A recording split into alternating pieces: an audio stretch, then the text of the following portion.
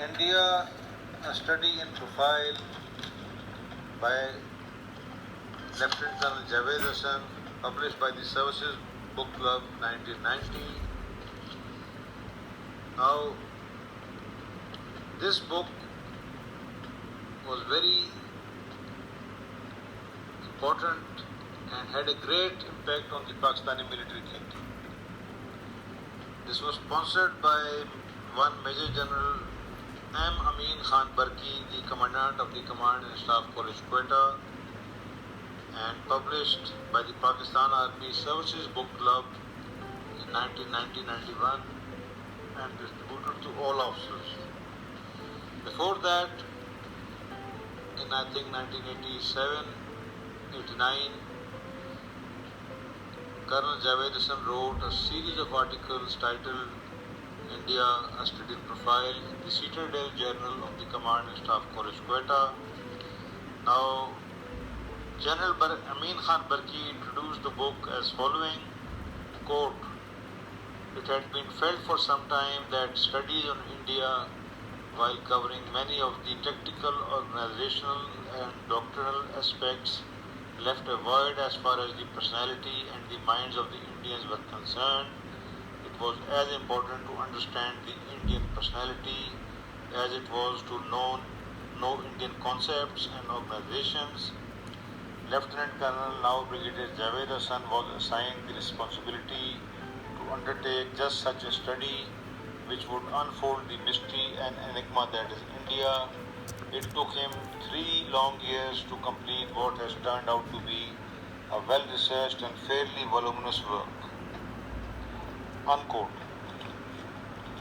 Contrary to later scapegoating of 4 Pakistan Army officers as the Gang of 4 for the Kargil blunder or the Kargil battle of 1999, as this Command and Staff College Quetta sponsored book of 1990-91 proves, that gross underestimation of India was part of Pakistan's collective military psyche as early as 1990-91, 8 years before Kargil battle took place. India Study in Profile was a study conducted for the Faculty of Research and Doctrinal Studies, Command and Staff College, Quetta, and distributed to all Pakistan Army officers by the Services Book Club in 1990.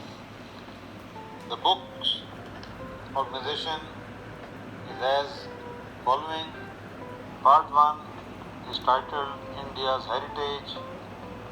It includes 4 chapters, first being geographic setting, second the historical perspective, third the military legacy, fourth the ideological heritage Hinduism. Part 2 is modern India, which includes chapter 5 the Indian polity, chapter 6 the economy, chapter 7 psychosocial profile, chapter 8 the security compulsions, chapter 9 foreign relations, and chapter 10 military instrument. Now, firstly, the book has many factual mistakes which a study of this caliber and level could easily avoid. Just shows how ham-handedly Colonel Javed Hassan did this work, and from a directing staff of the Command and Staff College, I mean, this is not expected. Now, like on page 20, he says, "The ineptitude of Babur's son Humayun led to the success of Sher Shah, but Humayun, with the help of the Persian king, was able to regain his kingdom from the descendants of Sher Shah at the Second Battle of Panipat." Unquote. Now, this is nonsense, because Humayun defeated Sher Shah's descendants near Karnal, and when the Second Battle of Panipat took place, Humayun was already dead. On page 21, again he makes ham-handed statements, like he states, quote, British eventually emerged victorious when they captured the strategic gateway along with the capital of Delhi in 1857. Unquote. Again, this is nonsense. The British, rather the English East India Company had captured the capital Delhi in 1803 from the Marathas, and 1857 they had merely recaptured the capital after about a siege of about 4 months. So these mistakes were entirely avoidable. Now we go on to the next chapter, and the military legacy, repetition of old things, nothing very interesting. Now, where he starts underestimating the Indians and Indian civilization, makes very sweeping statements, and I'll just quote to you some of his sweeping judgments.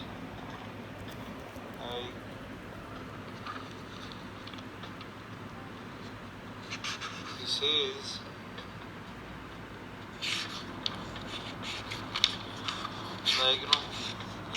it's very interesting. On page 202,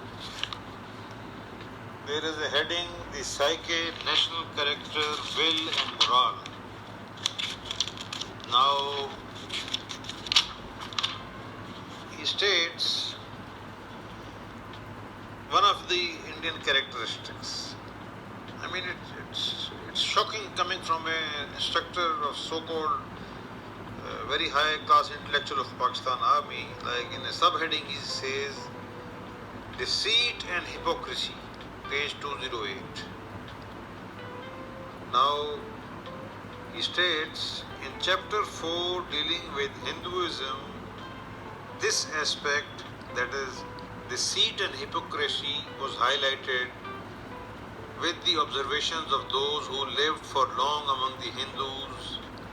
John F. Kennedy, as President of USA, observed that Nehru's visit to Washington was the worst head of state visit he had, and described his conversation with Nehru as like trying to grasp something in your hand only to have it turn out to be just fog. So this is nonsense sanctioned by Furad's Staff College, Quetta. Another trait of the Hindus he describes, again, totally illogical, and I don't know how he comes to these conclusions. One of the traits of the Hindus and Indians, he says, is inability to sustain reverses. I didn't see that in Kargil when the Indians counterattacked and retook Kargil. I didn't see that. And Javed Hussain was there. He was the commander who sent about 500 or 600 Pakistani soldiers to death, pointless death. Now, Javed Hussain states, as the Hindu believes his leaders, in bracket Brahman, and his soldiers, Kshatriya, to be great heroes, there is the shock of frustration once it is discovered that they are not, with irreparable damage to the nation's psyche. In most of India's wars, says Javed Hussain, of the pre-independence past, retreat and breakup of all order on the battlefield was due to death of the leader. Now this is true for any army. The morale deflates to a degree of losing faith in the entire arrangement. After the initial reverses during India's China War, Krishna Menon, Defense Minister, replying to question as to where the Chinese would stop, said in utter despair, the way they are going, there is not any limit to where they will go. Unquote. Now, India and China was no match. But the bottom line is that Colonel Javed Hussain, in this book grossly underestimates Indian will. Like he states on page 210, India has willed itself into becoming a nuclear and conventional power of some standing, but this may not be a reliable indicator of the strength of India's will. Now, Javed Hassan makes false and dangerous conclusions. Like he says, the confidence that was gained after 1971, partly courtesy Bangladeshi nationalism, seems to be giving way to a new kind of fear.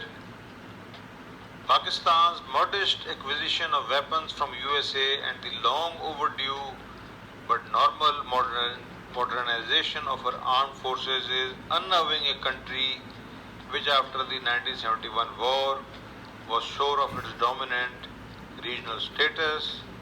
In the Sri Lankan affair, during the Jaffna operations, more than a dozen COs reported sick and had to be removed from battle. Such behavior on the part of seniors is a poor testimony of national will and morale. Now, this is very shocking, and Javed Hassan's nonsense was, it was legitimized and it was promoted by the Command and Staff College Quetta, and this book published and distributed to all army officers. Now, what Javed Hassan states about the Sri Lankan affair, now I interviewed Brigadier Z.A. Khan, a noted Pakistani military analyst, and his book also was distributed to the Services Book Club, to all army officers, around I think 98 or 99 or 2000. Now I interviewed Brigadier Z.A. in March 2002, and describing the Pakistani attack in Khemkaran, the Ahmad Dev attack, Z.A. told me, and it was published in his interview in the Defense Journal as a cover story, that 4 out of 5 Ahmad Regiment COs in the first Ahmad Dev literally collapsed. 2 out of 3 brigade commanders suffered some kind of nervous breakdown, and the GOC was also non-operational.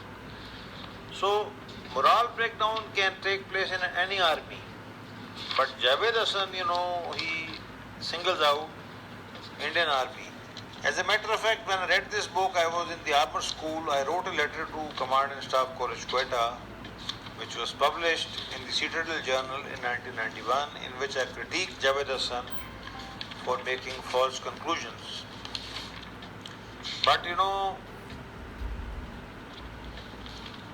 I think Javed Hassan knew how to serve. He became a general, and in 1999 he was commanding the FCNA division when the Kargil fiasco took place. Now, on page 256 he states, there is a growing awareness that the officers of the Indian Army are degenerating. And then he quotes General Sundarji, who said, quote, as a whole, the corps of officers has lost much of its self-esteem, pride and elan. It is becoming increasingly careeristic, opportunistic and sycophantic. Standards of integrity have fallen and honor and patriotism are becoming unfashionable, unquote. Now, as far as I understood when I read this book in 1991, the same was the case with the Pakistan Army. But I don't know how Javed Hassan was forming these conclusions. Now, in his conclusion, he says, the tangible component of India's military instrument have been covered in the last chapter. These have to be related with other national environment factors like geography, history, polity, economic sociology and national policy, which were all the subject matter of the previous chapters. A logical sequel to all this should have been an evaluation of the military instruments' performance in India's war since independence. As explained earlier, such an attempt was not a part of this work. This book was a focus on the character and personality of India. If the contents of the book are of some help in sizing up the socio-economic and politico-military facets of India's personality, then the purpose behind the whole exercise had been fulfilled. This is the conclusion. Now, the dangerous impact of this book was that it multiplied and accelerated overconfidence and exaggerated perceptions of Indian weakness in the Pakistan Army Officer Corps. Naturally, an army officer who was distributed this book in 1990-91 was maybe a colonel or a brigadier or a general in 1999 when the Kargil fiasco took place. Now, the interesting part is that a directing staff of Staff College does a political analysis, whereas ideally a military analysis should also have been done. Now, as far as I studied the Indo-Pak wars and Javed Hussain could have analyzed it, it was not a big deal. That both Indian and Pakistan armies were total failure in offense. They were outstanding in defense, which is an easier form of war, simpler form of war, and they were total failures in defense. Like at Gadgor on 8 September 1965, Indian 1st Armored Division, commanded by a totally paper tiger general, Rajendra Singh Sparrow, and a totally incompetent brigadier called Khem Karan Singh, they failed to outflank Pakistan's 25 cavalry, who had just 2 tank squadrons with 4 tank regiments. So this is total incompetence. Similarly, Pakistan's 1st Armored Division at Khem Karan in the same time period from 7th to 10th September miserably failed to outflank a weak Indian force of tanks which they were outnumbering by 7 to 2. So both the armies were a miserable failure in attack and both the armies were top class in defense. Javed Hussain, I think, should have analyzed the military part first and then the political part. Now, when in 1999 the so-called Kargil operation was launched, as far as I can conclude, the Pakistan army was suffering from a crisis of overconfidence which was created by characters like Major General Javed Hussain and books like India as Studied in Profile, were a dangerous exercise in instilling a false feeling of overconfidence in the officer corps, which totally proved to be ill-founded and fallacious and incorrect as proven by the events of Kargil. So this book and this mindset needs to be studied, and in the future Pakistan needs to avoid such conceptual pitfalls and blunders, and let's hope that some lessons are learnt by somebody. Thank you.